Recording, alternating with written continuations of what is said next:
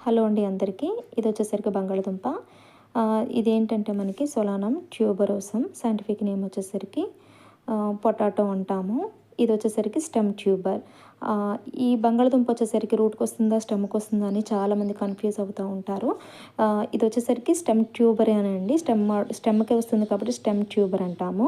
దీని ఫార్మేషన్ అంతా కూడా అండర్ గ్రౌండ్‌లో ఉంటుంది కాబట్టి అండర్ గ్రౌండ్ స్టెమ్ మోడిఫికేషన్ అనేసి పిలుస్తామనమాట. బంగాళదుంప బ్రౌన్ కలర్‌లో ఉంటుంది కాబట్టి it is covered with brown colour periderm అనమాట. ఐస్ ఆర్ ప్రెజెంట్ అనమాట. ఈ బంగాళదుంపలు అక్కడక్కడ మనకి ఐస్ కనిపిస్తున్నాయి చూడండి.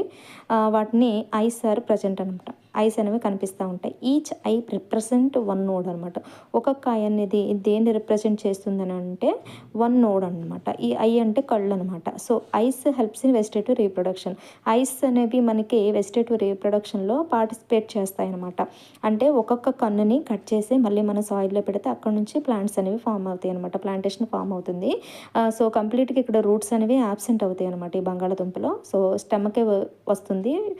స్టెమ్ ట్యూబర్ పొటాటో అంటాం అనమాట. పొటాటోస్ అనేవి స్టెమ్కే వస్తుంది అనమాట. ఇప్పుడు ఇంటర్మీడియట్ వాళ్ళకి మేమైతే ప్రాక్టికల్స్ స్పాటర్స్గా వీటిని అయితే చూపిస్తాము. ఇదైతే లైవ్గా నేనైతే చూపించడం అనేది జరిగింది. ఆల్రెడీ పిల్లలకి జార్లో మనకి ఫార్మాల్డిహైడ్‌తో కొన్ని స్టోర్ చేసినటువంటి స్పాటర్స్ మేమైతే చూపిస్తాము. ఇదైతే లైవ్‌గా ఉందనేసి నేనైతే మీకు చూపించడం అయితే జరిగింది. మార్ఫాలజీ ఆఫ్ ఫ్లవరింగ్ ప్లాంట్స్‌లో ఇంటర్మీడియట్ ఫస్ట్ ఇయర్‌లో 8 మార్క్స్ క్వెషన్ స్టెమ్ మోడిఫికేషన్ చాలా చాలా ఇంపార్టెంట్ క్వెషన్ ఇది. Thank you.